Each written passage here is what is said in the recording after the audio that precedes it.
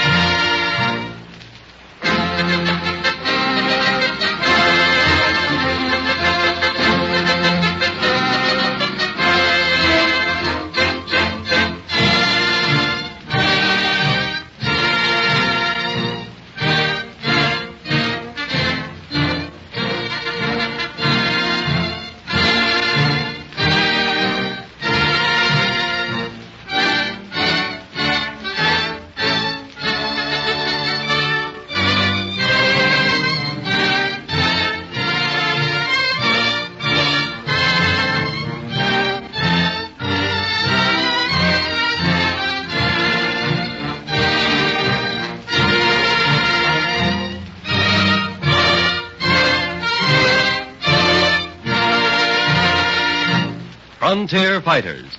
Breathtaking moments in the heroic lives of men who dared and won. Men who fought and triumphed in their fight for the West.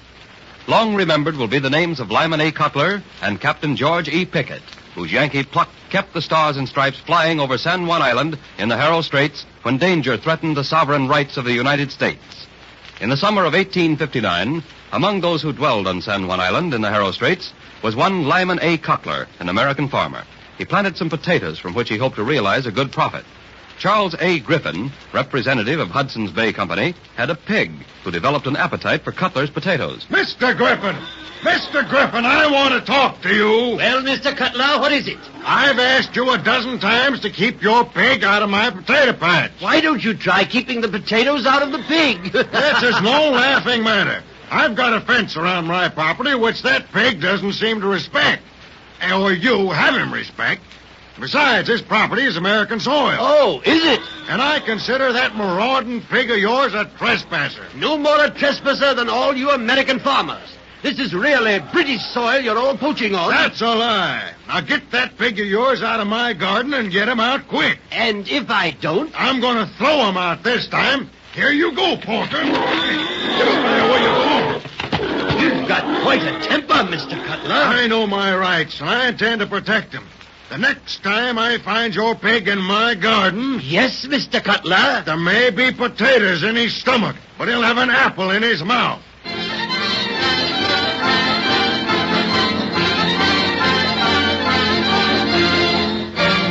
Cutler! Oh, Cutler! That British's pigs is rooting around your potato patch. Is that so? I'll be right there. I want to get something from the house. He's sure doing a right good job of rooting. All right, Tom. Shall I start chasing him, Lyman? No. Let him root to his heart's content. They say every dog has his day. I suppose every pig's entitled to the same. Why, Lyman, you ain't going to shoot that pig. We'll have Hudson's Bay on our necks. I've warned Griffin. Now let him take the consequences. Oh. What are you going to do now? Going over to the Hudson's Bay Company post and offer Griffin some money for his dead pig.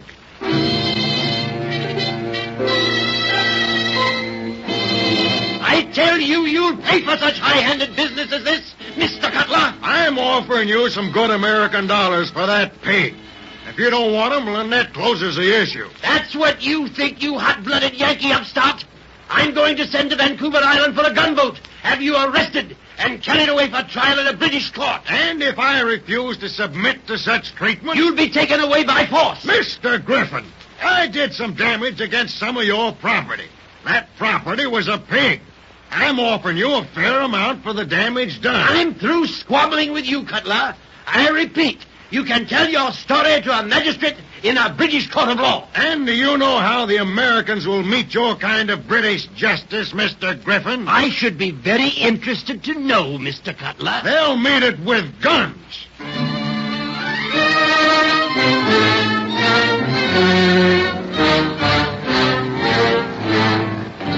Suddenly, there was created a situation which demanded immediate consideration. Cutler prepared his gun and ammunition for resistance. The other Americans felt it their duty to stand by their compatriot. The British officers and the posse arrived, argued, threatened, but made no attempt to lay hands on the Americans who faced them coolly with loaded and cocked rifles. In this year of the pig, the Americans reared a flagstaff and let Old Glory fly in the breeze during their 4th of July celebration. General W.S. Harney, visiting Puget Sound and seeing the flag on farms he knew were in dispute, landed to investigate. Mr. Cutler, I've heard of the pig incident. Also the attempt to arrest you, even though you'd offered to pay for the dead porker. Do you feel I'm in the right, sir? Definitely. I've already had an interview with Governor Stevens of Washington on the question of American ownership of these islands. And here's what I propose to do. Yes, General. I'm sending orders to Lieutenant Colonel Casey, commanding at Fort Steilacoom, that the United States team of Massachusetts should be used for immediate transfer of Captain Pickett's company from Fort Bellingham to the southeastern end of San Juan Island. To protect the farmers on San Juan To protect the farmers on San Juan Island from incursion of, northern Indians.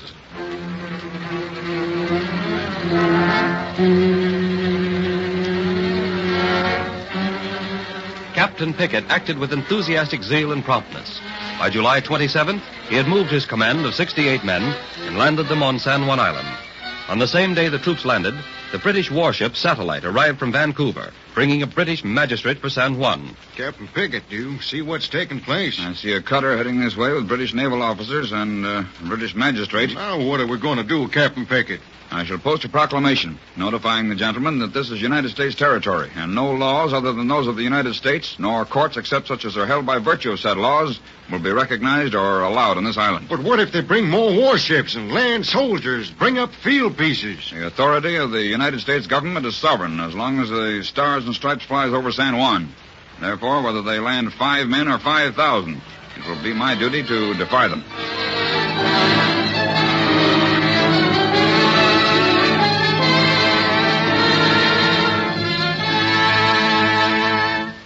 On July 30th, Charles John Griffin, agent of the Hudson's Bay Company, sent Pickett an order to leave the islands. Captain Pickett refused.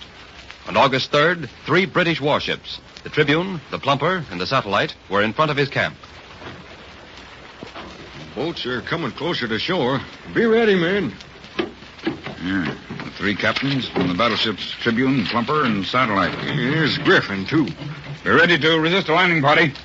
Captain Pickett, Captain George E. Pickett, USA, at your service, sir. you are ordered to appear before Magistrate de Courcy for an invasion with armed troops on British territory. Any territory the Stars and Stripes flies over is American territory. I must ask you to withdraw at once. You can't bluff your way out of this, Pickett. I'll speak for Great Britain, Griffin. Very well, Captain Hornby. Captain Pickett, I'm prepared to land a very large force from the 3 battleships anchored off this island. Now, you wouldn't care to have that happen, would you? I should hate to have to resist your landing parties. Such an act would be followed by bloodshed and might lead to war. A handful of badly armed, and I'm sure badly disciplined men resist the force of 3 battleships. Whether you land 50 or 5,000 men, sir, will not affect my conduct one way or the other. The moment you land an armed force on San Juan Island, I'll open fire. Well, you wouldn't dare. We have hundreds of men on those battleships. Your force would be wiped out in less than an hour. I repeat, whether you landed 50 men or 5,000, it makes no difference. I'll open fire and, if compelled to, take to the woods. That sounds more like what you'll do. Take to the woods. Yes, Mr. Griffin, but take to the woods fighting.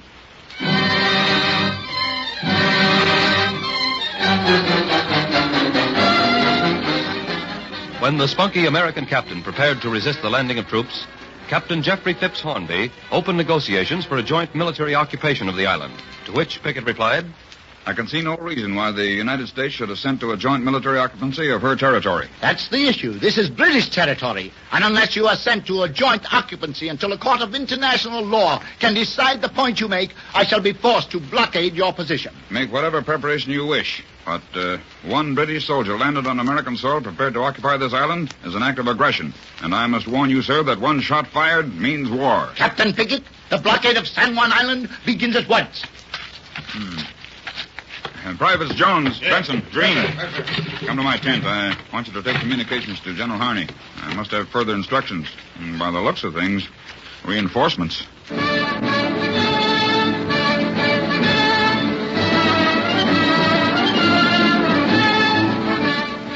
General Harney ordered Pickett to resist joint occupancy and also ordered Forts Townsend and Bellingham abandoned. Lieutenant Colonel Casey landed troops in a heavy fog and then boldly steamed to a landing under the British guns, where he unloaded supplies and ammunition. Now there were 500 well-armed men ready for a fight. Meantime, on Vancouver Island, when the excitement had reached its peak, Rear Admiral Baines arrived on his flagship, the Ganges. He told Governor Douglas that under no circumstances was he to use force. But Admiral Baines, you can't possibly mean that you intend to deal gently with these Yankee upstarts? My good Douglas, you don't suppose Her Majesty's servants should assume the responsibility for shedding blood and plunging two nations into war for the possession of an island in this remote part of the world? This makes an ass of me, sir. You certainly would have been made a fool of if you had gone through with your action. This is not just a local affair, my good governor. Dispatches daily are being given to the President of the United States in Washington, D.C., and also to Her Majesty in London. One shot fired on San Juan Island may be heard around the entire civilized world. The world will accuse you of cowardice, sir. I've seen some of those Yankee jaws, and I know that in this instance, discretion is the better part of valor.